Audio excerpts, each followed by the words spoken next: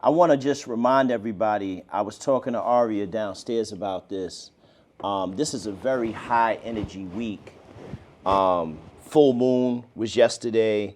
This is the Holy Week with Easter culminating on Sunday. This is the end of the first quarter of 2024. This quarter moved by.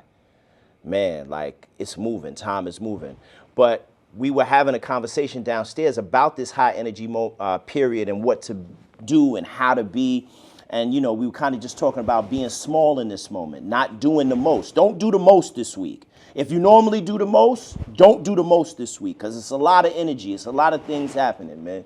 You know, how was your weekend, Kai? It was good.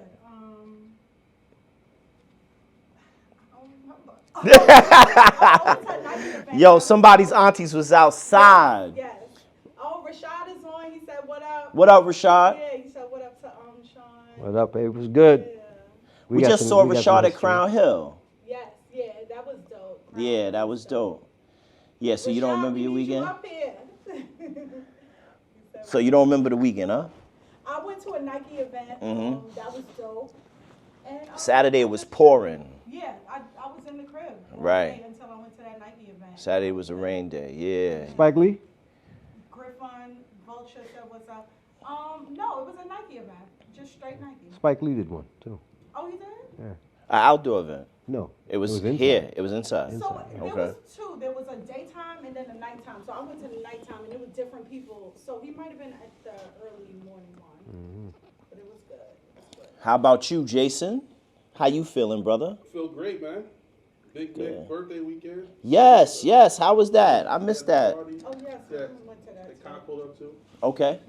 It was lit? Yeah, it was definitely lit. I went to see MJ, the musical. Oh, beautiful musical. I love it. Amazing show. Yeah, I love it. Feel bad for him.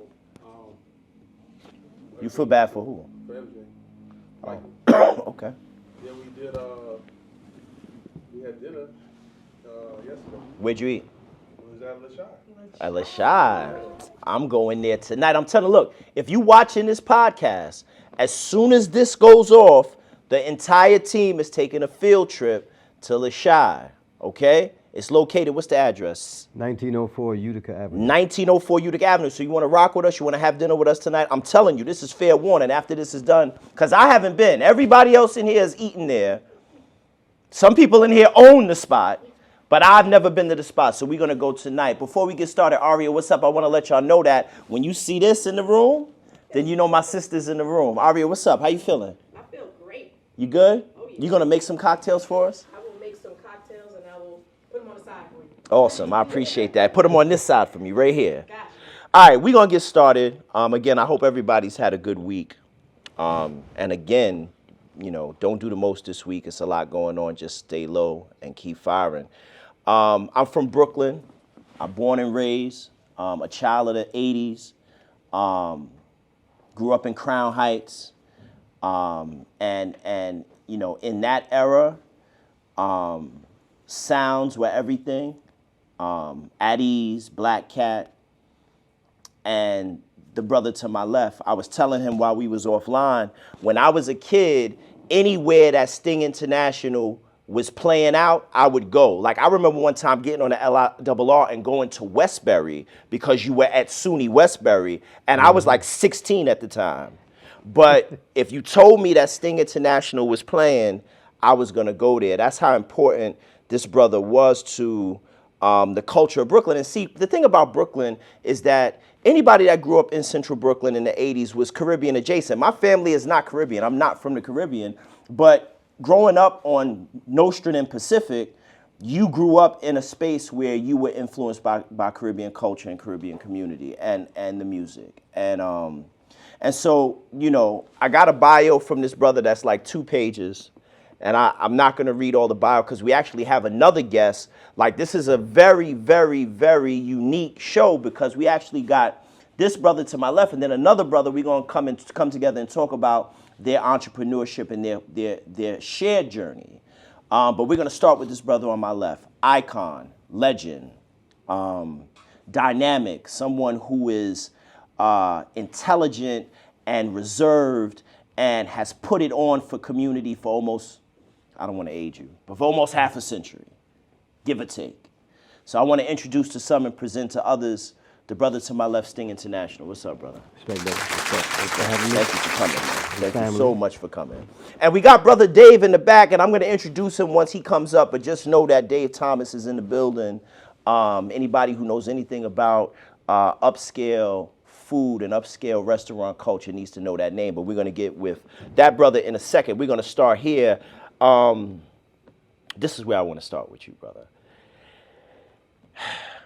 You have a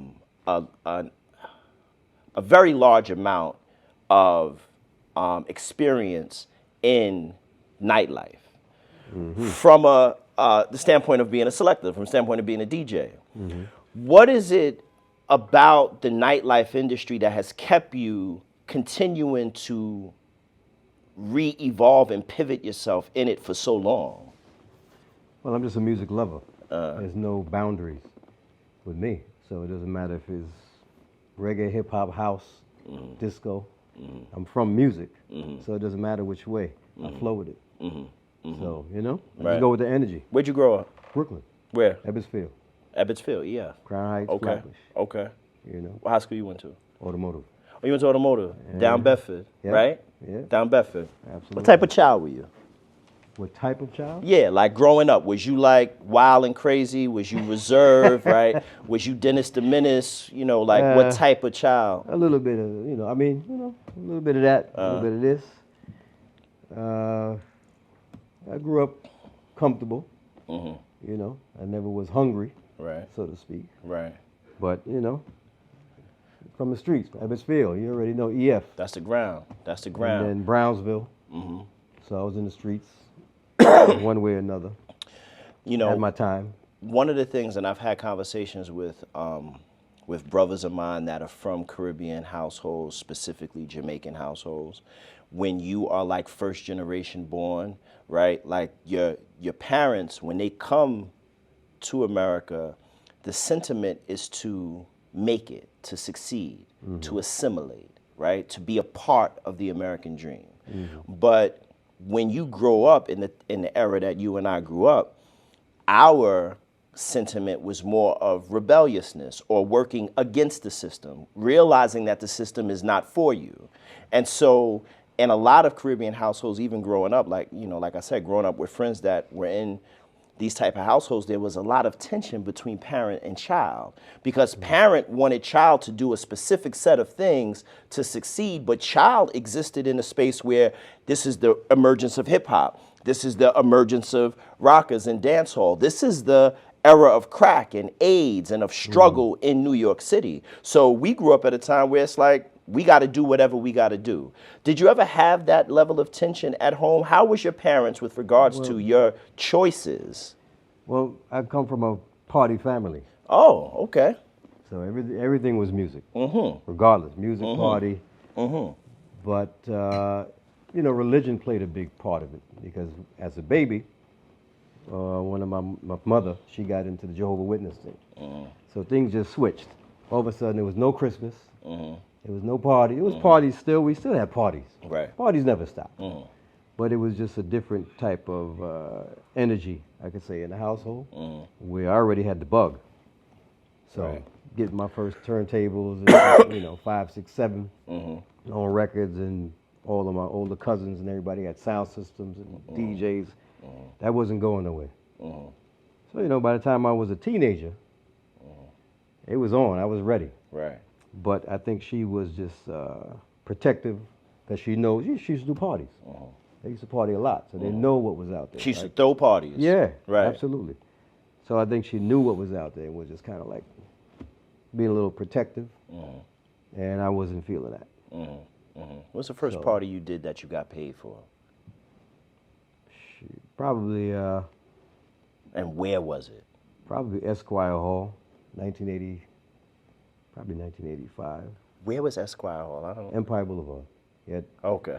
Empire Skating Rink on one side, Across the Esquire, street. The block, yeah. Right. It was called probably the something first. else while I was a teenager. And that actually was a brother. I had left home at 15. So that was a brother named Eric, Spanish cat, who was 5%er. He used to roll with Run DMC. And he had a vision, same vision I had, to merge hip hop and reggae.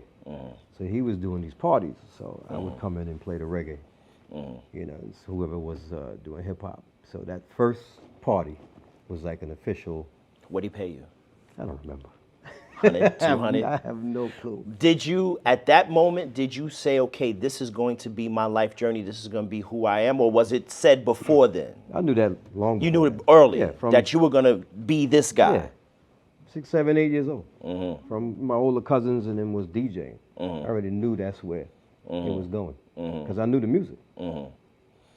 DJs now are not built the way you were in your ilk, your time frame with regards to sourcing music. Now, a DJ just need a laptop. If you got a laptop, you could be a DJ. But back then, you had to go to Birdell's, you had to go to Rock of Soul. Titus Oaks. Yeah, talk to me about the journey in terms of finding music. Well, first is where you heard it from. Did you hear it from another DJ? Were you old enough to hear it at the club? Were you at the garage? Were you at Bonds Internet? Where were you when you heard the record? Was it BLS? So wherever we heard the record, the search was on. And I was lucky because my mom was a record collector. So you had a lot to source in the house. Every day, every other day, we was in the record shop. Whether it's, like I said, up the road in Brownsville, whether it's Manhattan at Coconuts, doesn't matter where. And everybody knew her in the record shop. So she would get promo copies. That Music had to be was kind of always dope, there. though. Absolutely. Like, your mother is like TSS. known in the record stores. Yeah. She got all the jazz joints, promo, disco 12 inches when that came out, the Right. 45s. She know when they go on sale, we get 45s for 25 cents. It doesn't matter. Music was always in the crib. Right. So that was my journey with her, always searching for music. That was like a bond between you and her, you think? Yeah, well, I mean, it was just so normal. It wasn't even, I didn't even wasn't- consider right. it a bond. It was Right. just the thing. Right. You know? Right. And you're younger than like your cousins, and they're sourcing records. So I would gather Oh, you kind of absolutely. had like a head start. I had the knowledge. Right, because you It was already ridiculous. Right. I knew all the club records, Yeah. all the disco records. Yeah. I knew all the jazz, I knew all the reggae. I knew everything because it was just, I knew the doo-wop, because my pops played doo-wop all the time. So jazz, I just knew everything. It was just there. And that's all I did. I didn't do anything else. That and cars. What cars? Fixing cars, Yeah, buying my pop's cars. a mechanic. Oh, okay. So Right. grew up fixing cars from Right, birth, right. basically. You know, that's interesting, bro, because a lot of times the vocational skills that our parents have, we don't necessarily take up. Like, we don't necessarily fall into the things that they do, but you seem to have the perfect situation where you got a lot of inspiration musically from your mother, but then vocationally, like, so would you fix like other people's cars? Like, Yes, what my pops did, yeah. He was a neighborhood mechanic. Outside of his regular. right, right, right. But that's what he did. He still does it. 92. Still messing with tools. Would you consider yourself, I want to say this the right way, how intelligent did you feel you were with regards to music? Was it a feeling thing, or was it like, you know, I'm learning? Like, was it a learning curve for you? Did you go to clubs and listen to other selectors play out, or was it just like a young prodigy thing where you just had it? I always listen. I still listen to this day. Doesn't matter who's playing. I listen what works, what doesn't work, what style, if the music is changing, what crowd likes what. I'm always studying. I study at the restaurant. Music in the background. I'm studying how people, if they're singing along, if they're bopping. Right, I'm studying every second. right. It You don't have stop. you ever fail at this? Fail? At DJing? Let me ask it different. Not fail. No. You ever had an adverse experience where maybe you bombed? Maybe it wasn't what you thought it was. Maybe you went into it thinking that you were going to kill him and you really didn't kill him that night? The only time that's ever kind of made a little bit is I went to play in England because I don't like playing overseas. Really? Because I already know that I'm from Brooklyn. We create. Right, We make it happen. right. And when you have such a strong culture of people that follow, or we know the music, we know we have the soul. Right. When you go play overseas, they ain't lived what we live. They don't have the connection that we have with music. So when you play in Europe, in England specifically, you just have to play different. because they don't really connect with the soul. You know, so I tried to play. I mean, people liked it. I didn't feel that it was my best because they complimented still. But I played, at that time I was involved with Club Shelter. So I gave them Shelter style, hard, Right. straight up New York. Right. And they And wasn't. they was cool with it. Some, you know, but it just wasn't what I didn't get the reaction that plus it was a huge room. It wasn't intimate at all. And I didn't want to do it. I just did it on the strength. Right. I did it for whatever, but you know. That's a real thing because I prefer, like I produce events, right? And I prefer having a smaller venue that you yam out versus a cavernous venue, because even if there's a lot of people in it, the energy is not the same because it's not intimate enough. Not necessarily, because I played it underground for Yeah. years with 2,000 people at the Friday. Right. It's different when people know the music and understand, and the culture is, you know, everyone is moving in as one. Right. When you go to Europe, this is just, you know, this was Southport Weekender. It's just random people from wherever they come from. So they may know this, they may not know this. So it's just 3,000 people in the room, and you don't know who anybody is. And then at the same time, they sandwich my slot, which I don't play out. I don't do for hire because of many reasons. But that particular day, I was supposed to play with Kerry Chandler, who's a legend in the house field. But they had Jazzy Jeff in the lineup. What year was this? This is 2011. Okay, 12, recently. yeah. Right. So they put Jazzy Jeff right before me. So Jazzy Jeff is playing hip hop in a house music room. And then he plays reggae right before I'm coming on. So I'm like, what the fuck am I doing with this? Stacking the deck against you. I'm like, all right, whatever. Let me just do what I do. So Right. the energy was already Off. crazy from, I said, let me just do it. And I just did it. Off. So, well, any other time, I don't see failure because I like to break records. I broke a lot of records. Tell me some of the records you broke. Ooh. Well, Shabba Ranks in general. Right. I'll get back to that. But one of the most popular records that everybody knows, Life is What You Make It. Life is what you make it. I think I was there when you broke it. I'm gonna just say I was there when you broke it. I'm going to tell you I how was there. You broke it when I was there. that I got the record early that week from Superpower Records. Came in on import. My partner, it wasn't my partner at the time, but eventually became my partner, Robert Livingston, who was the manager of Shaggy, originally the manager of Supercat. He used to bring records back and forth from England. So he brought these records, probably like 5 copies. So I'm at the record shop. I get this joint. They have no label on it. I still got them. Jacked like 3 copies. I played in the record shop, and another DJ who was popular at the time was like, "Garbage that." I said, "Yeah, all right, watch me."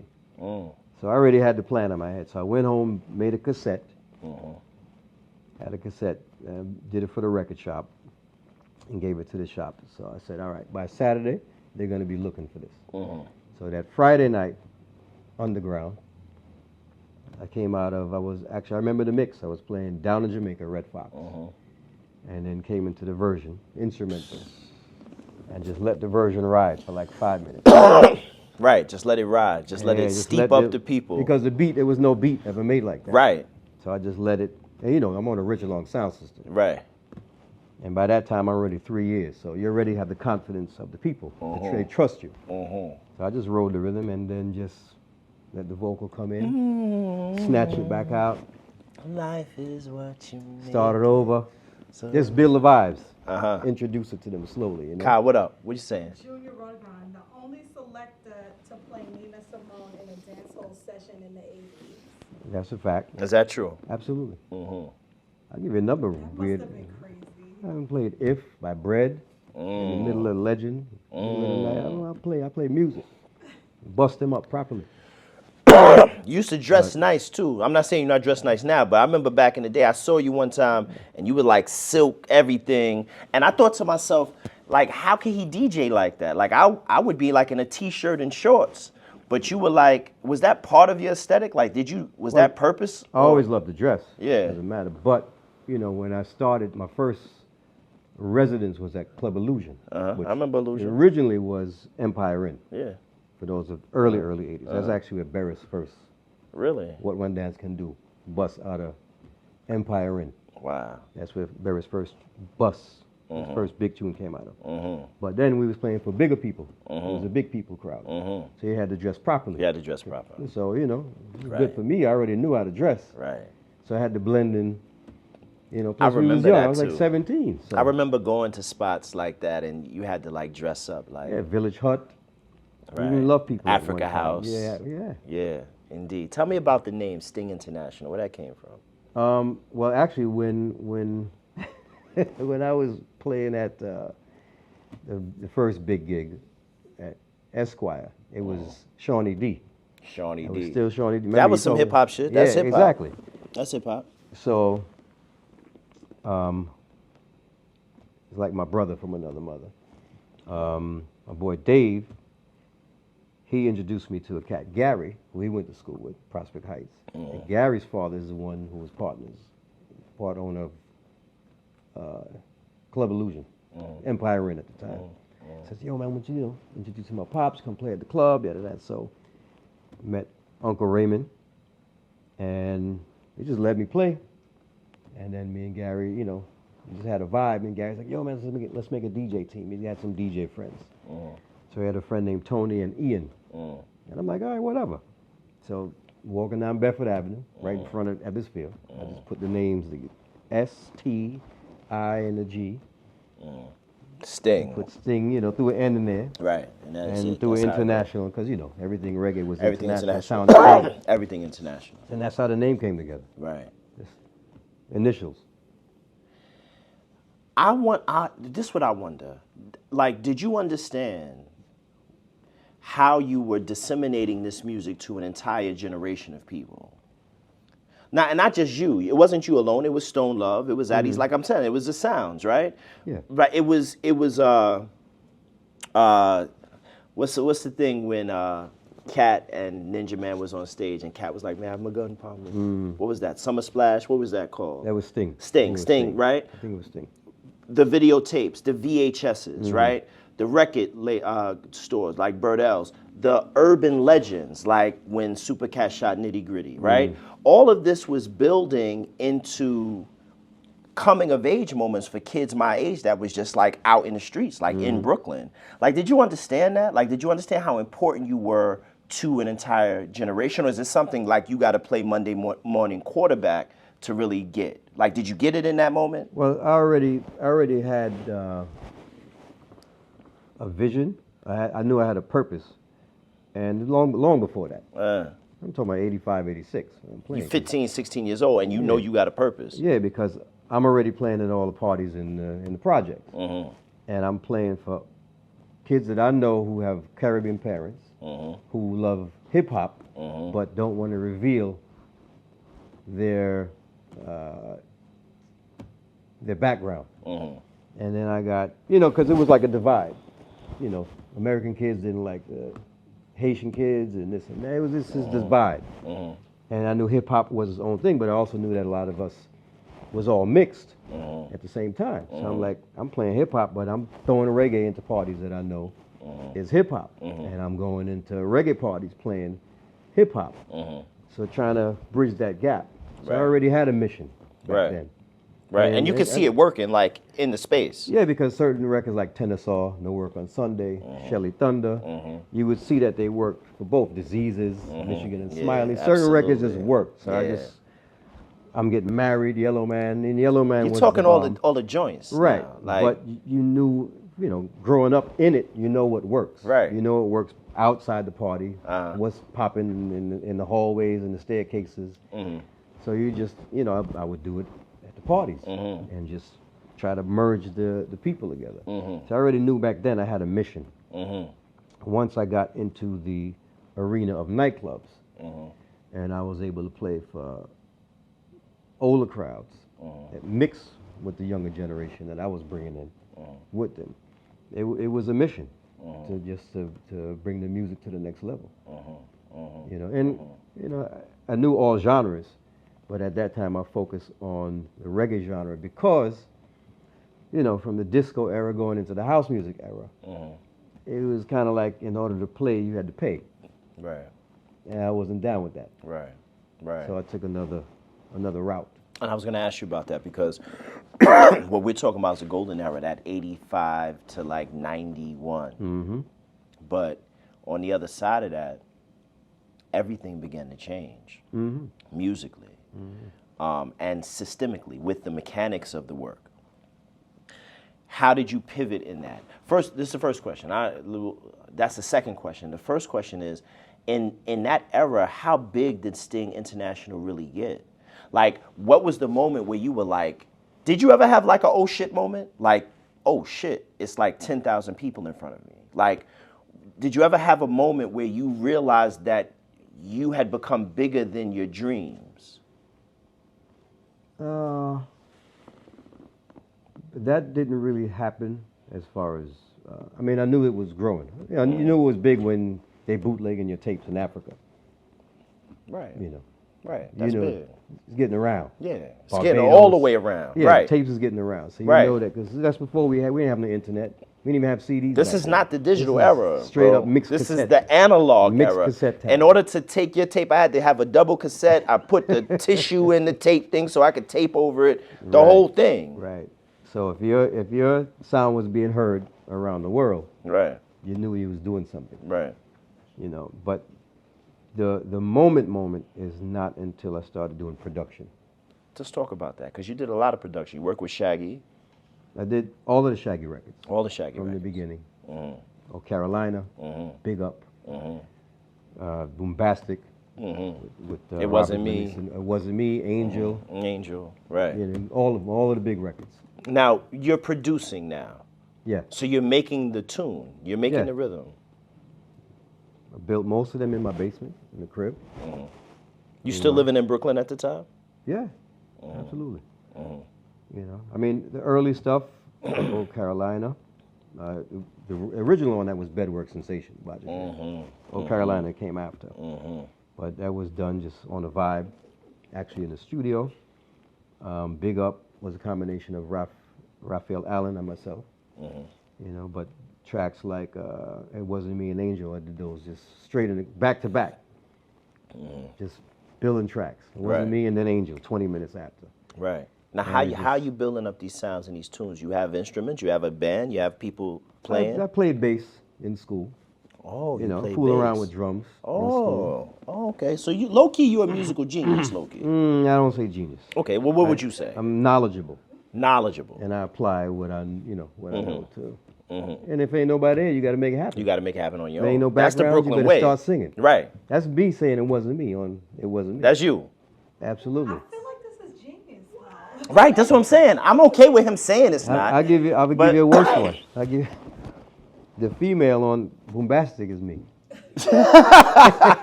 I'm pouring me some Campbell. Keep talking.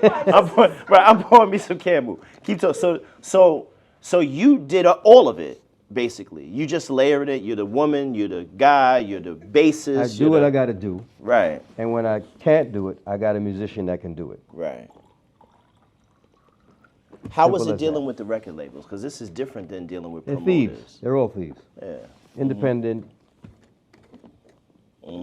major. They all rob you. Right. You get robbed every angle. Right. Publishing. You just got to be okay with it. You just got to understand what you're getting into. Right. It is what it is. And that's why I don't give away my. What did you expertise like anymore. more? Producing or playing out? DJ, playing for the people. I still do parties. I still got the sound system. Yeah. Don't change. Yeah. You still do parties, Kai? You heard that. He still do parties. You heard that. Y'all heard that. World, It y'all just heard costs that. a lot of money. That's all right. To do it the right. That's to all do it right. the right way. That's all right. Money is not an object. We need a whole sponsor. Right. We need a sponsor. Right. Money That's is all an it object. We takes. broke. Dave. Yeah. Right. We about to call Dave up in a second. I've hosted events, right, where I've been on stage and I've been the only voice, and I look out and it's like 8,000 people. And people ask me, well, how could you do that, right? Like, what is it about you? Because I couldn't do, like, that's what people, I couldn't do that, what you do. But for me, it's like, I feel in that moment, when I'm looking out there, I feel small. I don't feel big. I feel tiny because I feel like it's just me and it's all of you. And so in a way that calms me. Have you ever looked out into that sea of people and felt anything other than love and trust and vibes, right? And the question is, what do you think it is about you that allows you to be able to do that? Because people can't do that. Not everybody can do that. Well, in most scenarios, you get back what you put out. Right. I agree with you. If people say, if they know that you're putting the love into it, and they feel it through the music, they're gonna give it back because you make them feel it. You tell your story, and you bring them through your journey through the night. Right. And once you do that repeatedly, there's a unison that comes with you and your fans. Or you follow your dancers. I don't like to say fans, but your people. The people, it's your tribe. This is Right. who come to be with you Right. in this moment. Yeah. So you appreciate them because they take their time to come out. They spend their money, and you got to perform. You got to give it to them. I just want to ask you a couple more questions, then we're going to bring Dave up because I want to talk about the restaurant and the restaurant industry. And the reason why I started with the nightlife conversation is because even though you're not the DJ in this, you're a co-owner, but you're still in nightlife. You're still dealing in that same environment. I came out of nightlife. I used to be the GM for Milk River. Remember Milk River? Oh yeah, I was absolutely. the GM for Milk River. They got Bruce. Bruce, shout out to I Lenise. just got a Bichon Poodle from Bruce. Bruce is breeding Bichon Poodles. I just got a second one. We got one in the house. I got a second one from Bruce him. was with us last week. Yeah, hanging out. indeed. Good Shout out good Lenise. brother. Good brother. Lanice, indeed. Good sister. But what I wanna touch on is like your growth and development as a, I don't want to call you artist. Like it's like creative. I would say creative. I wouldn't say artist because you're more than an artist, right? Because you're a visionary, kind of, you put it together, not just from a DJ standpoint, but from a production standpoint. But how do you feel, like, how do you view your career in that space? As of It's- right now? It's granted you a lifestyle, right? I don't know, do you have a family? Yeah. You have children? So your children are being raised, and they say, well, listen, They're my grown. father. Well, they're grown, but they were kids at a time, and they were being raised based off of the decisions you made in life as a father and as a man. How do you look back on it? Because I call you iconic. Do you see yourself as iconic? I go on what the people say. You go with what the people say. I don't sit in the mirror. You're iconic. Yeah, I don't do that shit. I still got work to do, so Tell me about the work you got left to do. I'm What's your working on- passion now? Passion is always music. That don't go nowhere. Okay. That don't stop. That's Okay. it's forever. But the main thing is finishing up this documentary that I started 7 years ago. Let's talk about it. So I'm talking about the journey, talking about the importance of New York to all of the music genres that's passed through New York. It's got the rocket fuel that took it to the rest of the world. Hip hop, reggae, reggaeton, house music. We don't get our credit for what we put into the work. So I'm here to talk about it. I know all the people. I lived it. So I'm putting everybody And so on- this is not a on- documentary about your life. This is a documentary about music in New York. It's not about my life. Got you. But the journey is my life. But I know all the people that were involved that made it happen. Right. So I can talk about it all day. I Right. can write a book, but that's Right. just me. Right. But I have the people who did it who I'm talking to. They say, yeah, tell me about your side. How did that happen for you? Why was New York important to what you did? Right. And how are we relative to why reggae is now pretty much infused in everything? Where did where it came from? Who were not the World inventors, beat- but the innovators? World beat is moving right now, right? Right. Every facet of world beat speaks to reggae. Right? Absolutely. I want to hear about I want to hear about reggaeton though. Why do you put reggaeton in that same category? Because reggaeton started in Brooklyn. Did it? Absolutely. You want to hear something funny? My a friend of mine used to be like reggaeton. Somebody I work with reggaeton. I thought that was an actual artist at first. I thought Tego Calderon was reggaeton. I was naive. Well, I'll give you a quick story. This is in the documentary, and I break it down. Right. Times 1,000.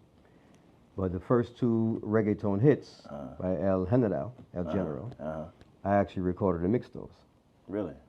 The first two. Kutun Tun and Tebes Bueno. Tell me how that came about. It wasn't even called reggaeton at the time. It was Reggae Espanol. It was being experimented with by a lot of the guys, producers, and the same guys, Superpower. Just give me a second. El Gringo is the first. Because what I'm saying is, from an African diasporatic situation, Spanish reggae doesn't seem abnormal to me, right? Mm-hmm. So what made it different than the genre that it came out of? It's because it was a different language. That's it. That's it. So, a lot of the guys, they were just doing over records they were doing cover versions just in Spanish. And that was being done in the street, just, but nobody really nailed it properly because it needed production. Until I hit around. Yeah. I mean, I know the guys that were doing the other stuff, but you needed production. So, Mikey Ellis, who was L's manager, I think he went to Superpower first, but they had Nando Boom. He was doing stuff. So he ran over to VP and asked Carl Miller, he wanted to do Spanish reggae. So Carl called me and said, I need help to do this, record the Spanish artists. We got in touch with Ron over Superpower. Ron got in touch with Bobby Digital to get the version for Galia Good, and Patrick from Shocking Vibes to get the boom boom nani nani, So we got those instrumentals, took them to the studio, burned them off on a multi-track. And I told Mike, I said, I don't understand Spanish, bro. But Right. I just need them to be on key and on time. And we good. As long as the lyrics make sense to what the original is, we good, that's all, And I just did that, boom. Done it, mixed it, took it to Kiss FM. And they rocked it. And I remember that joint. Yeah, I played it for like 4 weeks until I got the actual record, because I cut it on dub. And I played it 3-4 weeks until the record came out, and then I had my credit on it. That was non-existent. Even though you produced the whole thing? Hey, I was early in the game to understand what I should have been credited as a producer. Right. So, that was a lesson learned. But I didn't even get like a mix credit. Nothing. Not even engineer's credit. So, but by that time, it was already fire in the streets. Right. So yeah, I remember that joint. That joint was heavy. I thought already that was out Tego too, though. I'm telling you, I thought everything early reggaeton, I thought it all was Tego. Yeah, but it wasn't called reggaeton yet. Right. It was I didn't hear reggaeton until probably a year later. What do you think about that subgenre now? Because it kind of had a explosion. Yeah, absolutely. And then like a recession. Like, what do you think about that? I think it just got not rebranded, but Puerto Rico took it to the next level. They just took it and went left with it. And that's by way of a friend of mine. Names is like disappearing out of my head right now. Give me a second. Gungi Rivera. Gungi. Promoter. Yeah. Gungi. Yeah. Right. Yeah. Shout to Ted Smooth. That's Ted Smooth, man. Right. Yeah. Gungi. Now, Gungi, actually Gungi called me at this because before Shaggy there was Red Fox, Red Fox and Screechy. Right. So it was Screechy my Dan. guys. Right. Period. If it wasn't for Fox, there'd be no Shaggy. So let's get that straight. So Gungi called me and said, "Yo, I want to bring reggae to my peoples uptown." Right. So I said, "All right, bet, no problem." So I brought Fox and Screechy uptown, and they were the first ones to perform, first dancehall artists, reggae dancehall, to perform in front of a Spanish crowd, Right. uptown, Right. and that gave them the fever. Let me tell you something. I had Red Fox and Screechy Dan perform during the pandemic at Black Lives Matter mural down on Fulton Street. They came, I called, they came out, and they ripped it. It was like August That's what of the they do. pandemic. Ripped it. That's what they ripped do. it, indeed. That's what they did uptown. Right. So from then, Gungi had the idea to bring it to Puerto Rico. So he brought Screechy to Puerto Rico. And at that time, there was a little guy, younger guy named Daddy Yankee, Yeah. who wanted to open up for Screechy. The rest is history. But started from Brooklyn, Right, El Gringo, right. first one. He was doing it from 83. From He 83. just didn't record it. He wasn't recording. From He had a 83. sound system, absolutely. Right. Yep. So there's There always, was a Spanish song back in the day that they used the rhythm, the poom poom, nani nani. yeah, that's the El General. That's El General. Yeah. That's El General. Yes. Okay. All right. punto. I remember that. Yeah, I remember that tune. I remember that tune. What do you feel about the ecosystem? This is the last question, then we're going to bring in Dave. What do you feel about the ecosystem of African music, specifically reggae, right? And soca and calypso and hip hop and house and reggaeton? Like, what do you feel, where do you feel like we're at now, right? And I'm going to tell you why I'm asking you this question. I'm 48 years old. I don't really listen to anything that's current. I listen to a lot of music, but a lot of it is the things from that era, like that maybe 10 or 15 year period. I don't necessarily feel like I'm doing myself a disservice. I think the music that exists currently is far more disposable than the music that I grew up on. So even if it's good, it ain't great. Right. Like, it's not something that is gonna give me forever vibes. Right. But if I put on Dirtsman or Dawn Penn, or if I put on Buju, Hills and Valleys, right? Or if I put on Kane or Rakim, or this is timeless music. So what do you feel, being an elder statesman, being somebody who's been in the game from its inception, so to speak, in this iteration, how do you feel about the ecosystem of black music right now? it's too robotic. And that's why it don't last. All the voices is enhanced. Right. Auto-tune, melodyne, pitch correct. So there's no human element in it. Because everything sounds like a machine.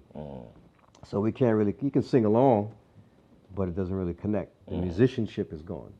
Everything's programmed as a keyboard, it's quantized. So it's like, even though you got a groove, it doesn't have the feeling. The soul is not there. So it don't last. I mean, even in the lineup, for the restaurant, I got new stuff in there. But when a classic joint plays, you see people, the energy's different.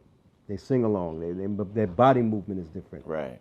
It's different than when Thames is playing, and and then Shaka Khan comes on, and it's like, everybody's like, oh, all the chicks is like, Right. different energy. Right. You can't make it up. Right. It's reaction. So, but the same thing was happening with 90s R&B. It was going to be trash. Well, how much of that stuff is recurring on radio? Processed voices. Quantization is the repetitive. It's just so robotic. But it's also the writing, no? No? Look, we had some terrible songs that would dope down. Loose joints, is it all over my face? Written all over your face. Is it all over my face? What kind of shit is that? It was crazy, but it sang. You had musicians. It was movement. Nothing was perfect. Jazz, it's like everything's not perfect, but once you got a hook, it's a hook. It's you can memorize it and it sticks with you. But it's something about the music, from that first second to the last minute, that when there's musicianship involved, it doesn't repeat, because a guy's playing the bass, he's gonna lick it from the first chord, from the first bar to the 15th, 16th is gonna be never the same, even if he's playing the same bass line. The guitar lick is gonna be the same lick, but different. He might be a little bit Because different. it's happening in the moment. It's real. Right, it's real. When you just put it in a computer or you sample it and it's just repetitive, it's like hearing the same, girl in one, you telling her the same thing every day. Right. It's whispering in her ears. You got to give her some new lyrics. Right. And even if you same lyrics, just mix it up a little bit. Right. Right. I remember being young and Cabin Stabbing came out. And on my block, it was me and my two dudes. And each one of us used to take apart. So I was Super Cat, then my man was Nicodemus, my other man was Junior Demus, and we would do Cabin Stabbing, and we would do that shit all the time, right? And the reason why I'm bringing that up is I'm saying that was the significance of music back then. I'm sure Kaisha, I'm sure Aria, when y'all was young, you would write, like my sisters did, they would listen to a song and they would write the lyrics on paper, right? Because that was the significance of the music. Right. What I'm saying is that significance is gone. And I'm worried about the future of black music because our 13-year-old girls are not writing these lyrics down, nor should they, because they're wild. Because they can't understand the words. Right. No, but you know what? I say reggae, all my words were wrong. But to the contrary, there are a lot of great writers out there. There's great musicians, young Yeah. young writers. They're Yeah. not being heard because they're being squished out by the big companies. Because the companies are the one that's perpetuating the ratchetness, the negativity, the kill each other lyrics, gun lyrics, bitch, hoe. Right. They're the ones perpetuating it. Right. So there ain't no room. There's no way for them to fight against the machine Right. of streaming when the streaming is owned by the labels. They're owned by the conglomerates, and they buy out all the time on the radio. They own it. Right. So how's a You real cannot musician compete.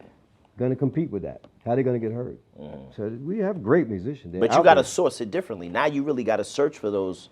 But that's the problem. How do you search for it when everything's only by streaming? Right. Unless you have an independent label, vinyl or something tangible that you can go to the shop and find yourself.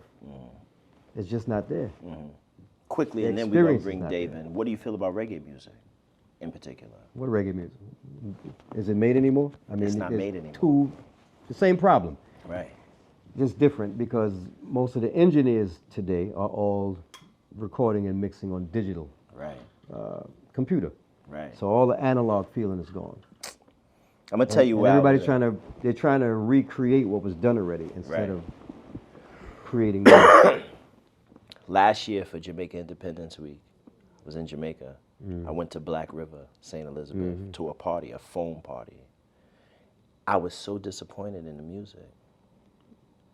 And this is in Jamaica. This not here. I was disappointed real in quick, the music. I was in Jamaica when BET first aired, Right. and I saw the instant transformation of the youths. Because once they saw Biggie on a yacht and all the bling, bling, bling, That's what it became. reggae went out the back door. Everybody wanted to be hip hop artists after that. And this is where it's at today. This is where it's at today. And, you know, just a number of things, but TV is what really messed up the minds of the kids. It did just drop the culture, and all of a sudden, everything was bling bling. That's I could talk in to you. a I could talk to you nutshell. for hours about this, but I want to get it. What's up? While we're gonna move this over so that my brother Dave could come down. I'm gonna scoot over some. Bring your chair over some. What we doing? We gonna scoot over some because we're gonna bring on Dave. Cause now we want to talk restaurant. Put Dave here. I'm gonna sit over. can sit Restaurant. there? Yeah, I'll sit here. All right, come on in, That's the Dave. restaurant master. Oh yeah, I'll But Ski Mark, Give him that. What's Ski-Born saying? is there a schedule for the and then also 2024. 2024 Steve for the doc, and then he had another question. Where is it? Do you feel like you had a hand in helping Shaggy stay humble after such high level success? Shaggy, stay humble. Who said that? Don't let the smile fool you. Come have a seat here, brother. What's up, my brother? So look, we got it. We good? Yeah. Aria, can we get like pineapple juice or something? Can I get like? Yes, you can. Cause I got my brother sitting next to me, man. It's a new vibe. I want to get something right. Shout to Camu again. We sponsored by Okay, yeah. Camu today. You understand? The VSOP. Tell me this word, the B word. You said it. I don't want to butcher it. You say it. So that's the VSOP, single estate borderies, The which is borderies. the top growing region and the finest cognac. Right. Right. So whenever you do a thing, right? First off, nobody does anything alone, right? Anytime you take on a project, you have a group of people and they all play a position, right? Some people are the mouth, right? Some people are the brain. Some people are the heart. Some people are the backbone, the spine. I took on a project with my brother at Catman Institute, Andre Farrell. Shout out to Andre. And the brother to my left was the backbone of this thing. That's how I met him. The first time I ever met him, he was the backbone of something that we worked on together. true 10 toes down brother. I know people that know this brother. When I told people, yo, I know Dave, they like, yeah, nah, good dude. No one has ever said anything cross or adverse about him. So I'm happy to know the brother, right? I was at Brooklyn Chop House during football season. He brought a bunch of us together just to really talk politics, which I'm telling you, that doesn't happen. Like, it was myself, it was a district leader out of Brownsville, Shine was there, and all of us were talking community and politics in a space that people wouldn't think that this is happening. Right. So I know where his heart lies. I know, you know, that he's authentic and genuine about how he feels about community. Again, I'm not going to read the brother's bio. Y'all check him, follow him on IG. This is my brother. I want to introduce to some and present to others, Dave Thomas. This is good. Pleasure having me on your show, man. Nah, man, I'm honored to have you here. Kai gave me some halls because the allergies is killing me. So I got y'all both here. I want to talk to y'all about the restaurant game. Dave, you're somebody who you started out, and forgive me if I'm jumping around, but I know you started out with IHOP, with Diamond, rest in peace, Diamond, Dave Cox. Yes. And you've become like a bit of a restaurateur in New York City. I have. Talk to me about that journey. Because that's not where you come from. You come from a very blue collar background, bro.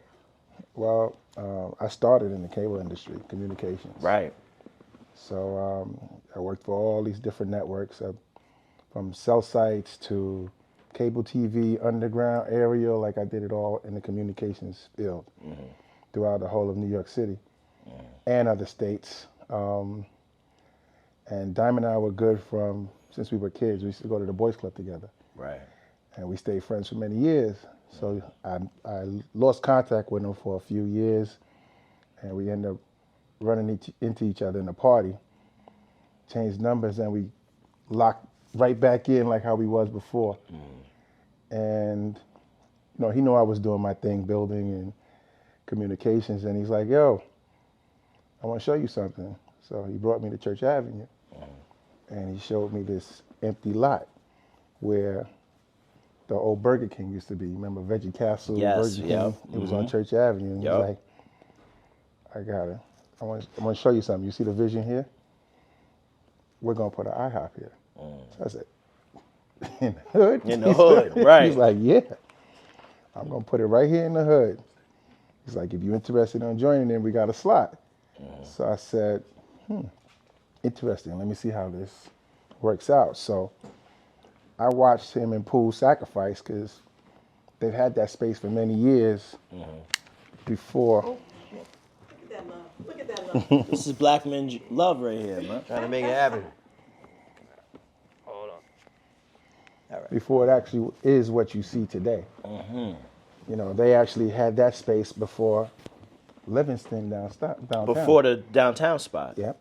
So they've been paying that rent for years over there, just holding on to the location and waiting for the opportunity to be able to, you know, build their dream. And I hung on with the journey for a little bit until I was like, damn, I gotta get something going because I'm gonna sit on this money, I'm gonna blow this money. He's like, hold on, brother, I got you. So I held on a little bit more, and again, he introduced me on the back end of it to the restaurant business. So I sat back, learned, I watched, I said, interesting. And then he passed away 2012. Rest his soul. But the beauty of what we had, he connected me in a different relationship with Pooh.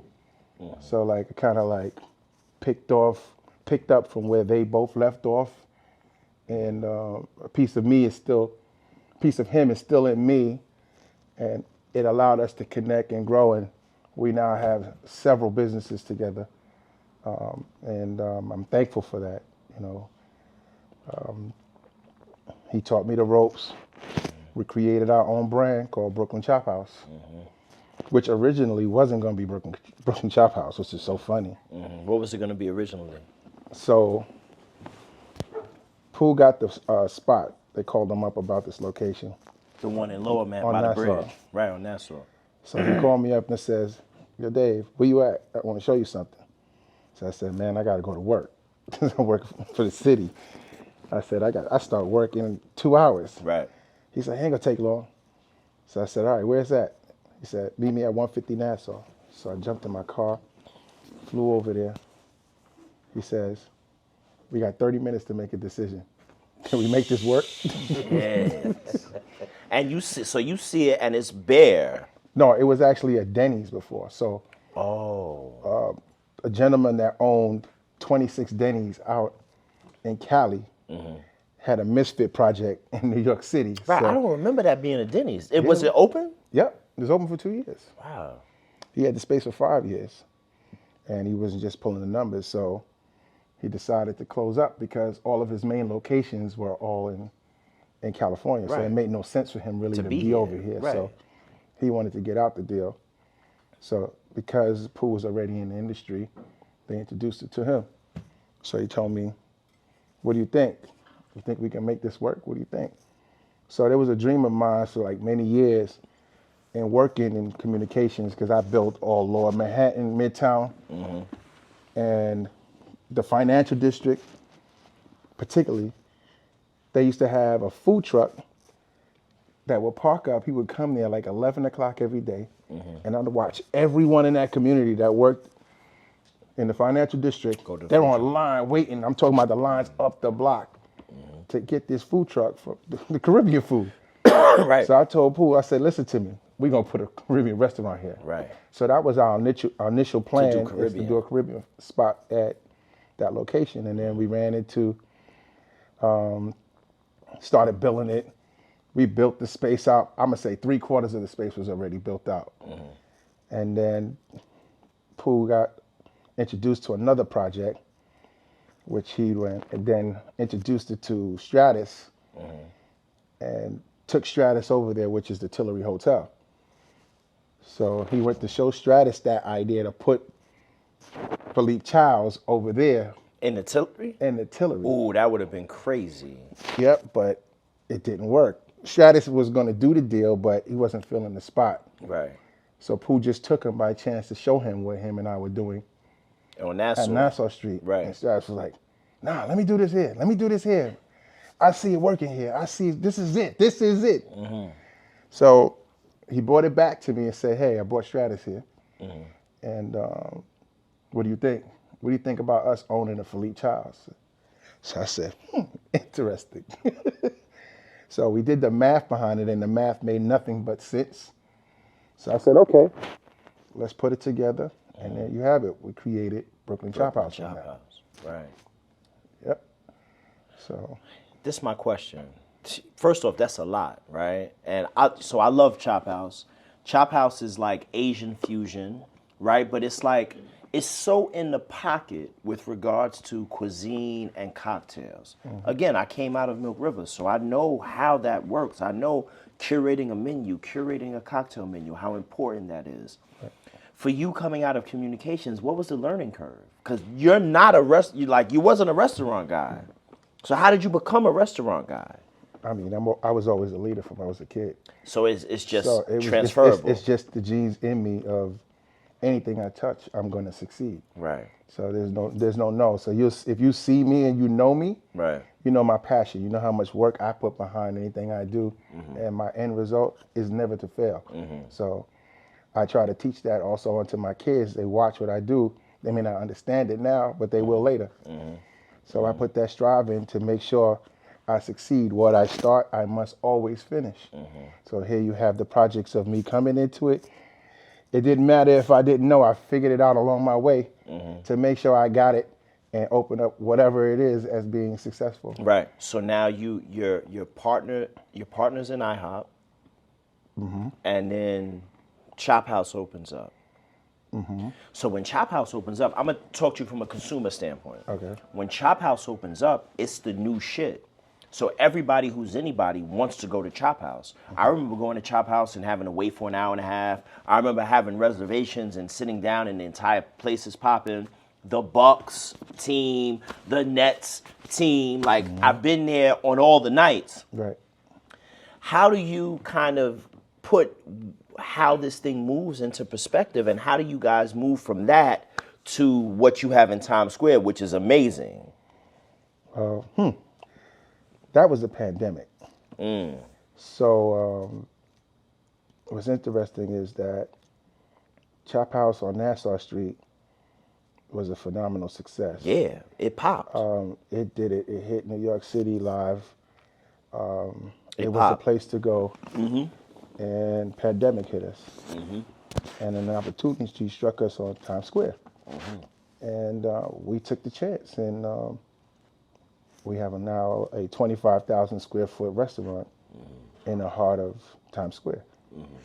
So I can honestly tell you I'm proud of myself. Never thought I'd own a spot, Bro, in the heart of Times Square. So I'm proud of y'all. definitely. You know what I'm saying? I'm proud of y'all, man. Because, like, it's different, right? So when you go out and eat, when you know the owners look and feel like you, it's a different vibe, bro. You know what I'm saying? And, like, coming to Chop House in Times Square, the first time I ever came to Times Square was actually the Tuesdays event that Tammy Ford and the people store upstairs. And Aria. And Aria. Shout out to Aria. And June. June, don't forget June. And June. Right? But when I didn't know what to expect, bro, when I came to the spot. Like, I was there a few times before I even went downstairs. I didn't even know downstairs existed. So you guys have created this thing which is like, anyone from our era is going to be proud of you, unless they're a hater, right? But you guys are on Times Square, and this is like the thing. You know what I wanted to ask you? How does the tourists, because that's a tourist location, how do the tourists deal with Chop House? They come? They love it because They love it. It's hip-hop. Straight from the root. 100%. Straight from the root. That's Brooklyn all day. Yeah, straight from the root. You still working? Every day. Every So day. tell me about this, how this pops off, because you, in a short span of time, and I want people to understand this, right? So the arc of success, it could take you 10 years to be an overnight success. It could take you 15 years to be in the grind, in the hustle, and to make it, right? So you were working in communications for how long? This is 30 years. 30 years. A blue-collar worker, going to work, doing your hours, coming home, taking care of your family. I've always had my own company. Right, okay, because you've always been an entrepreneur. Entrepreneur. Right? But you've put together in the last 10 years? So when was the IHOP thing? 2011? I'm going to say it started in 2007. Uh-huh. That really kind of happened, like, because I came on the backside of it. So let's say from me in the restaurant business, 2013, 14. To now. So 11 years, 10, 11 years. And in 10, 11 years, you've centered yourself as a leader in the restaurant industry. Right? What are the lessons that people need to learn from you? Wow. I mean, you gotta, believe in yourself. You gotta, anything you want, you can have it if you ask and pray for it. I pray every day for the things that I have and the success that I have, and the journey's not easy. You can't stop. You still gotta fight every day to succeed in this journey, because, there's always obstacles in the way. There's always negative energy in the way. But, you have to know that grass is green on the other side. And you got to fight to get to that grass at the other side. So never stop fighting. It's always the promised land. Nothing good comes easy. Before you were a restaurateur, what was your favorite restaurant in New York? So in 2010, what was your favorite restaurant to go to? Philippe Chow's. Chow's, yeah. Okay. All right. Yeah, that was my spot. So talk to me about this new how did Le Chai come about? So what's so funny is I kind of indirectly got into Embers, which was what it was before it became Embers? Embers, Okay. before it became Lachai. Okay. So our partner, Carlson Smalls, he's the originator of Embers. Of Embers. So I met him a few years back.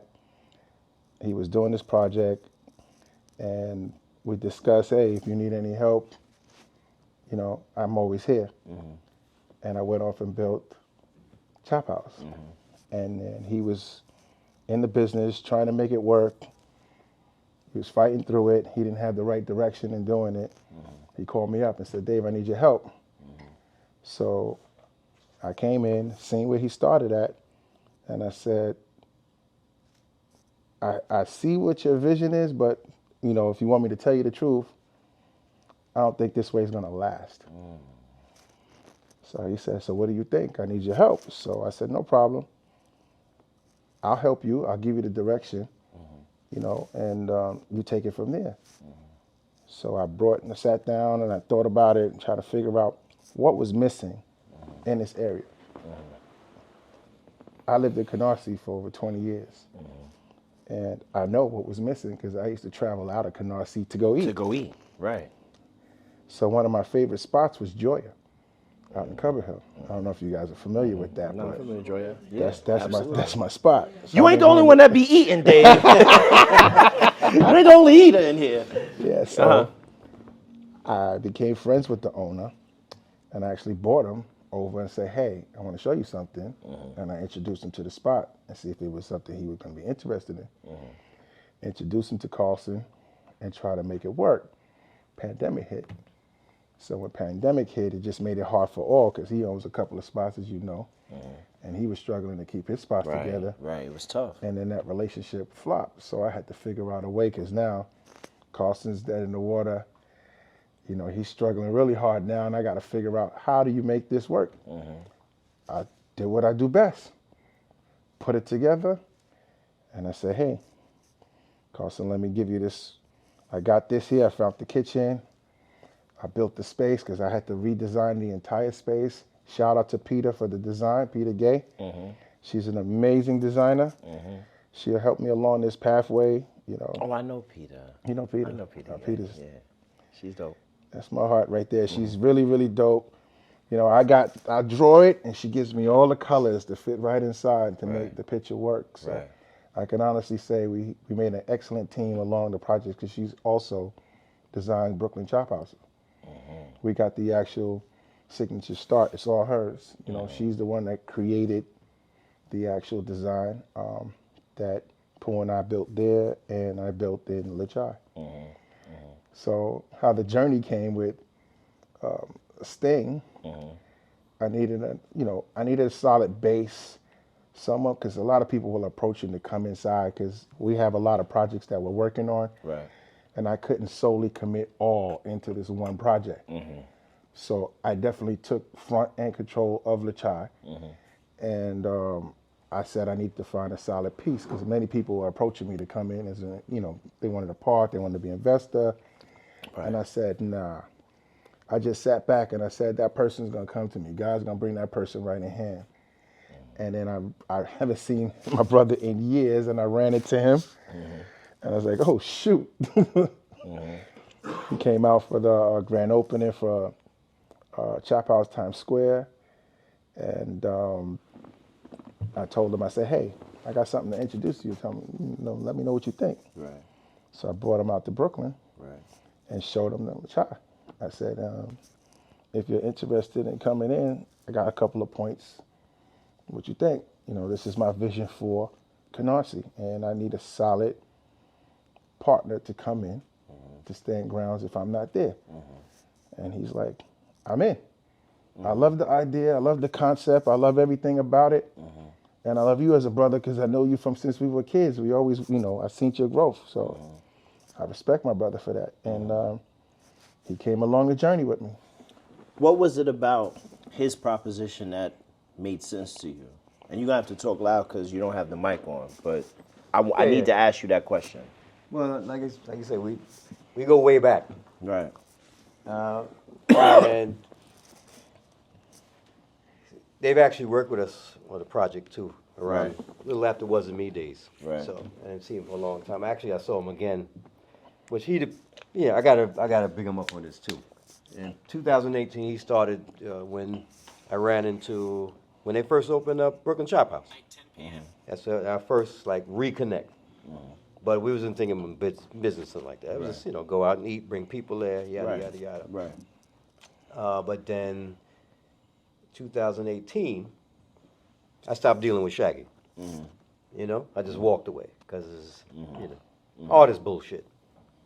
I'm done. I get it. So I walked away literally with like nothing. Right. Said I'm just starting over. So you know who's real when you walk away, and those who stay with they think it's the moving train or that's Right. where the hype The is at. bandwagon And they think you probably a has been or they don't know your true history, but they was always there on the side. You don't even remember, but he used to come pick me up in the BMW. Said, "Nah, we good. Let's just roll." Took me out to Chop House and Yeah. was it what's the one in Long Island? We went to, that's when we had it in, I know the spot. So it's the just strength, Hamptons. Yeah, you in know. the Hamptons, yeah. It's just on the strength, which is some real shit. Right. Very few. I can count on the hand how many of those. Right.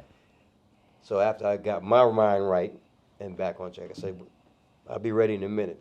When you got something, let me know. And, it's just over time. And then when, again, like you said, when the Times Square opened up, I'm like, yeah, I see the growth. I see what you're doing. I'm with you. Right. You need a strength? Right. Let me know. Right. Now, I could tell you, like, we've had limited, like, we've connected a few times, but it's been a few very important times.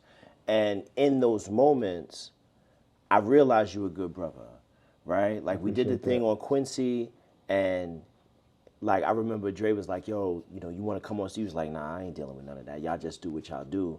And it was amazing. And if it didn't rain, we would have yammed out Brooklyn. If it didn't rain, I know.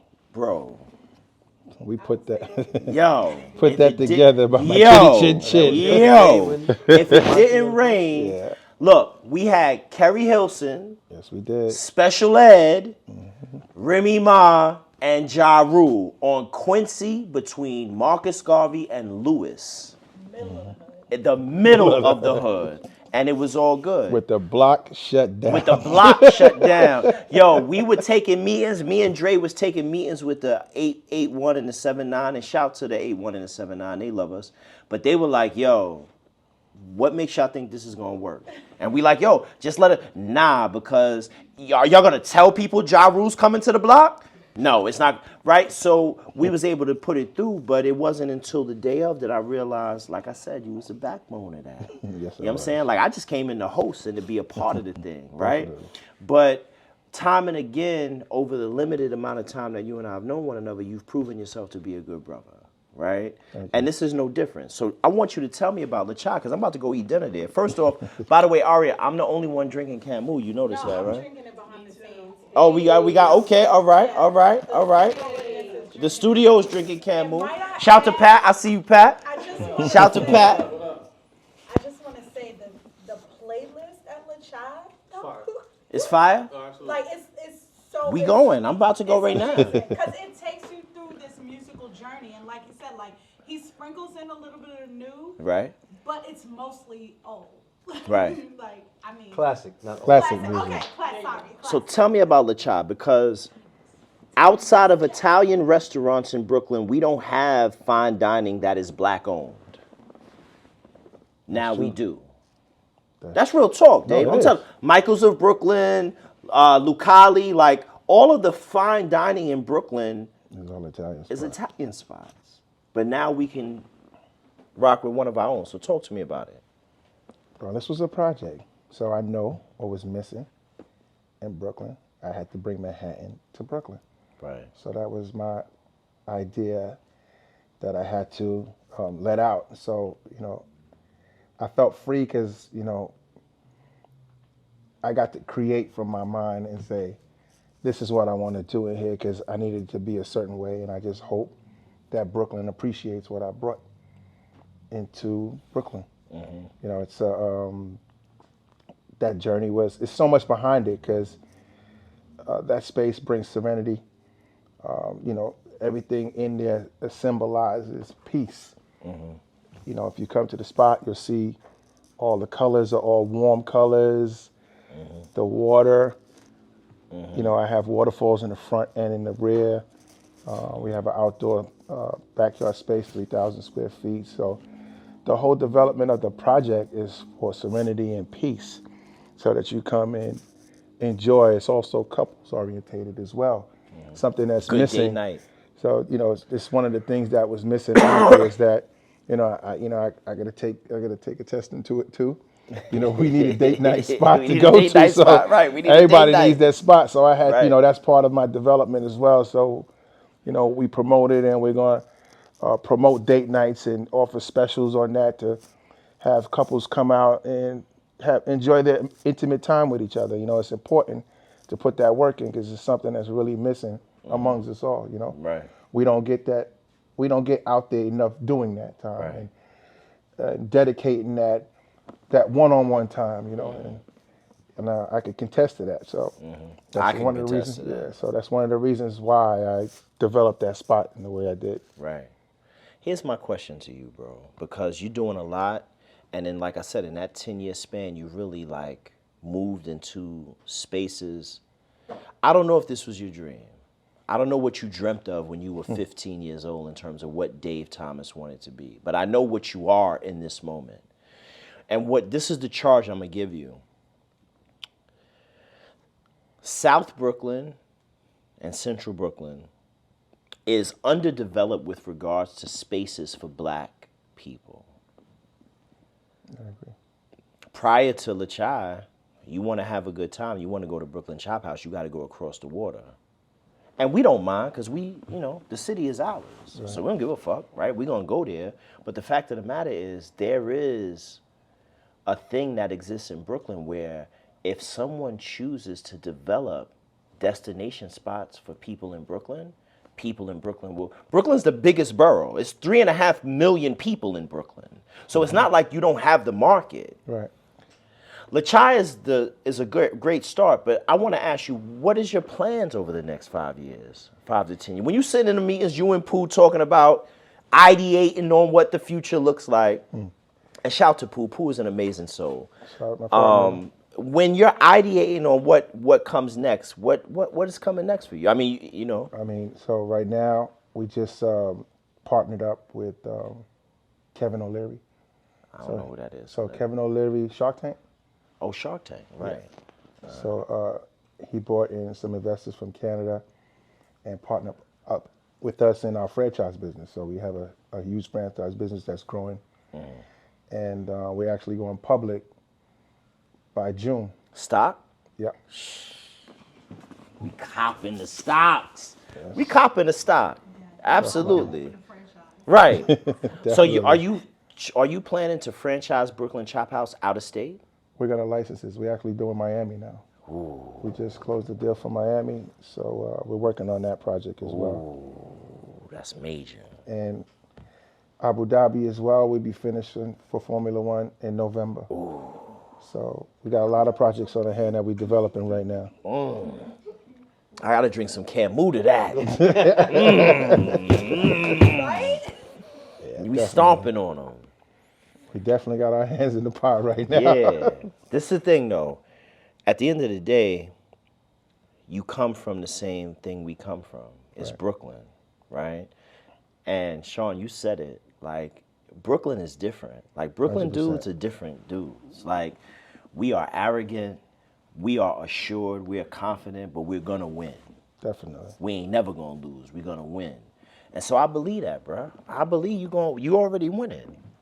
Definitely. Yeah. Only L's is learning, baby. Right. The only L's is learning. Okay. I got a question. Where did y'all find the chef? Because the food is amazing.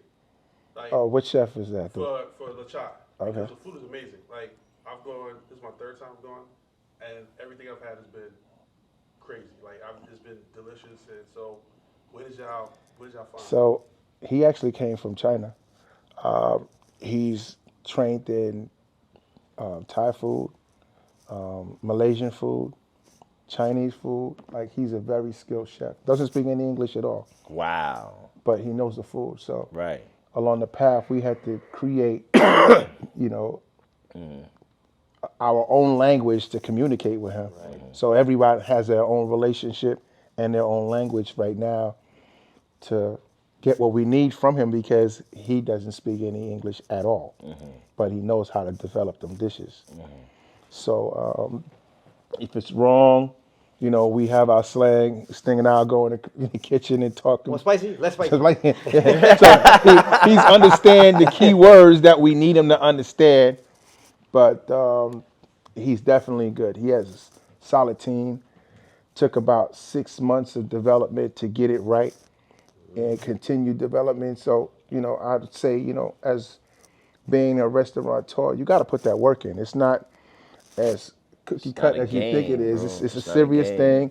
We had to suffer for 3 months taste testing. Taste not a testing, game. like I've been there. So they say that like restaurants are the hardest business to run and they fail at the highest 80%. rate, yeah, of any business. What do you feel like, you know, makes you different, makes your restaurant chains or That's a your good restaurants question. different? Like what are the well, I can't say different because for me, I look at me as I don't fail. So don't think that I don't run through hard times and hard roads. There are many, but I set out not to fail. So there's people that would have reached to my, you know, point and broke and not continued because I had many hurdles. gotcha. So, you know, this restaurant is in production 5 years and now finally got open. So you could imagine the stories that's behind that led up. Right. And the money spent Money spent. to lead up. You know, it's a lot of sacrifice. You know, I put a lot on the line, but I was not going to fail. I do not believe in failing. Right. What was your learning curve with regards to restaurant accounting? Right. So, product costs, labor costs, So hard costs. Right. Like it's a whole thing, and I 100%. Yeah. Right. So you got to hit each piece one at a time to get it. Because like now I'm teaching Sting going along as we go through so he can understand how we attack this. Because in opening any business, all your costs are going to be up when your initial open. You have to take time, watch it, balance it out because everything is balance. If you don't know how to balance it out, you will die. It's just easy to say that. Real talk. So we're at that stage of balancing Lachai right now where it's at a level and taking it from here to here, and that's how it works. So now we're on the growth process of building. You know, we want you guys to come out and support us and try the food and enjoy the space. You know, we built something special for Brooklyn, and I think everybody should appreciate it. How is it for you in this moment being in front of the camera? Because I kind of feel like you're a behind the scenes kind of cat. Like I don't do this. I'll be right, honest with you. yeah, right. Like you don't do this. What's crazy is I took a pause on the alcohol, so I'm not doing that right now. And I was like, you know what? I need a drink to relax. Because I don't really do this. Anybody who knows me, I'm always in the back. But you great at it, bro. But I got to my peace with it because I felt, you know, it's time for me to. And you're gonna have to get used to telling your story more because the fact of the matter is you're a young black man in New York City that has created a pathway of success for himself. And so because of that, other young black men need to hear from you. Right? And that's why you're important. That's why you're important is because, not because of your particular legacy, because you could take any journey and be successful, but it's because young black men need to hear from you and they need to see you with your Yankees fitted, right? On some real shit and talking success and talking in language. Because while I'm sitting here and I'm listening to you, I'm wondering when you guys are in the meetings with like developers and like that world where it's not us, you look and feel like the hood. How does that translate in those boardrooms? Well, so funny you say that because when I first started in the communication side of my business, I was like the youngest boss. So I had 35, I was 17. I had 35-year-old men working for me, 40-year-old men. They're like, who's this kid? Right. So when they realized who I was and knew that I knew my work, I earned my respect. So that's just what it is when it even came down to me being in the restaurant business. Anybody got any questions? Aria, what's up? We good? Oh, we're great. Oh, wait. Yes. I just want to make a note that Brooklyn Chop House products are they still in Walmart? They're in Walmart, we're in ShopRite. Oh, What products you got in Right, like, Walmart? this is What? disgusting. Excuse me. So Brooklyn Chop House? Yes. What's in there? The dumplings? Our Oh, dumpling yes, line is in Brooklyn there. dumpling Yes. shop. So the cheesesteak dumplings is in Walmart? The cheesesteak dumplings are. Yo. Yeah. Macaroni and cheese dumplings. Yo. Leonard's. Yep. Stu Leonard's. We're in Stu Leonard's as well. Yo. We're How about did y'all to be in broker that? Costco's. Just with like, yo, what's up? Oh, we got to deal with Skippy. Let me go there. Yo, I'm proud of y'all, man. And like in a genuine sense, right? Because we gotta uplift victory in our communities, right? And Pooh is somebody who I've known of for years, for a long time. Pooh has kind of been in the hood, rocking with, and to see y'all reach this level, you gotta love it. Like you gotta love it, man. You gotta love it. You know what I'm saying? And that's what we about here. At Hip Hop Closet, we about that love. Like we win because we enjoy winning, right? So we win because we enjoy seeing people win. And I never could understand how people don't enjoy seeing people win. Like, what's wrong with you? Like, I love it. So sometimes they're too busy watching you to develop their own their self. own winning, right? Right. So that's their own holdback, and I've seen it so many times in and out. And then when they can't get it, this is when we have those other type of problems happening. Exactly. The jealousy comes up. Exactly. They can't figure out the way you figured it out, Right. and it's unfortunate. It's just unfortunate. So for me, I see it, and I just try to, help any way I can. Give the energy, positive energy, any way I can. Because there's just, we got to pray for those people because it's just, they're out there, they need help. And anytime we see them, we just got to help them out, Facts, keep them on the track. But I'm loving what y'all doing. I can't wait to see what's next. We headed out to LaChai. Kai, what's up with the questions? What we got? There weren't any questions. No questions. So look. Just a lot of comments. There's a lot going on. So look. Both of y'all. We do something here called Sneaker Wars. Sneaker Wars. Okay? So every week, look at Kai's face. So every week, the three of us, the three hosts, Kaisha, Jason, and myself, we do a war that the guests decide who's wearing the hottest sneakers. They might win tonight. Now, mind you, I felt like for real. Like, right, Sting shit is crazy. Sting shit is hot. But Dave And then also got some. Dave got some. but Son, then this is the that. thing- Oh, right. This is that. I'm getting it. texture, Right. the This is. texture, Yeah. This is. I'm like- getting it. Like this is the. I'm getting it. Can't even Shit. take it. Y'all not included, right? You're not. Nah. Y'all not. Y'all. No. Y'all. I Y'all getting can't it. even take it. But for the rest of us, today is Air Max Day. I don't think they 326. can see Dave. Then they can't. They don't deserve to see Dave's sneakers. First off, they don't deserve that. They don't deserve that. They don't deserve that. They don't deserve that. Y'all gotta see the texture. They don't deserve like that. Like this, like. Nah, they don't deserve that. Okay, Louis Vuitton. How it matches the shirt is crazy. Right, this is right? what I'm saying. And it's not even summertime yet. He's already flexing. Right, no, it's not even But for the something. rest of us, I can't. you see what Kai got on. She got on the basic gold. They basic. Look, they basic. Hey, today's Air Max Day. Today's Air Max Day. Look, then Jason, he done tried to win with these sneakers about 3 times. He done wore these like 3 times. That's not look, true. Why you allowed Look, me? then you got me. Come on. Why you allowed Come me? on, bro. Man. It's I feel like clean. I Tough. I love It's them. clean, You haven't seen- I right? haven't worn these It's though. clean. He has some texture on it. Yo. It's clean. He got Mess Runs the World. We done seen those I already. got We never different seen shit. these I got before. different kicks of Mess Runs the World. That's what you're supposed to do. So He look, got the you crocodile guys on got to the side. decide. Crocodile on the Yes. side. Which of us have the best Air Max today? Look at Kai. Look at Kai. No one even sees you doing that. I think Aria's Converse got y'all beat. Aria's killing They're them. not Converse, baby. They're Oh. Armani Exchange. Oh, okay. I can't get him in the camera, We're but doing like some big things. Pat, what you working with? What you working with on the feet game? Kyrie. Oh, the Kyries, of course, the Kyries. Kyrie's in love. can Isabel Moran get a little shit? Oh, Lord, Isabel Moran. And, so y'all try to shit on the host, and I don't like that. I don't like that. Y'all try to shit on the host, I don't like that. Look, bro, I appreciate you, bro. Appreciate you. We headed right now to the restaurant.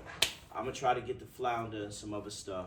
But I just really want to say we gotta support one another when we're reaching to do something that's gonna impact the entire community, because that's what LaChai is gonna do. Brooklyn Chop House, both locations in Manhattan, are amazing, right? Amazing. I've celebrated birthdays there. I've gone there on dates, the whole thing. But what I'm telling you is what you guys have created in Brooklyn is going to be more impactful to the people of Brooklyn than even the greatness of Brooklyn Chop House. And I look forward to seeing the evolution of this thing. I told you, I come out of Milk River. Y'all was with Bruce last week. He'll tell you, right? We trotted a path in this way, right? To kind of create a lifestyle space for people to come and enjoy themselves. We know how hard it is. I could tell you some stories. It's difficult. This restaurant business is difficult. I was there when it was a skeleton. It's difficult, you know? I know. And so I support what you guys are doing. I love what you guys are doing, but I'm looking forward to your success. My ladies here in the room, we gonna go eat now. I'm looking forward to having dates and having business meetings and continuing to support, because that's how we win. We win by supporting one another. Absolutely. So I appreciate you guys. Appreciate you more. Right? I appreciate you guys for coming out. You know what I mean? Kai, come to- Money Penny couldn't No, see my no, look at it. Money No. Penny couldn't see No, my you know what I'm saying? Hold No. on. I got Look, here come Jay with his 4-time champions. You know, you already won with these. You can't win them no more. I've never won these here, son. Let me see. Put them up next. Look. You gotta clean. put him up there. Clean. Nobody wants purple in their That's life. what you talking about. Everybody, Now, if you you knew, know what I'm saying? if you knew that the Air Max BW, which is this colorway, this is the shoe that everybody would rock Here on. he go with the fucking But that's what, facts. what you gotta There have. you go. But that's what it's about. It's about understanding. Yo. Spanish Harlem Mona Lisa is gonna travel from Pennsylvania to LaChai. Let's get it. Let's go. Oh, wait, Let's go. she has traveled from Pennsylvania to LaChai. Oh, she already came to LaChai. Yeah, I think so.